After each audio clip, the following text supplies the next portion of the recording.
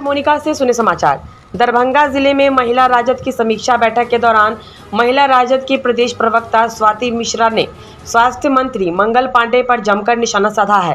उन्होंने कहा है कि बिहार में सदर अस्पताल की स्थिति ऐसी है कि कोई व्यक्ति अगर वहां इलाज कराने जाए तो डॉक्टर उसको एडमिट तक नहीं लेते हैं। अस्पतालों में गर्भवती महिलाओं की मौत हो जाती है। किसी को अगर सांप काट ले तो उसका दवा नहीं उपलब्ध है।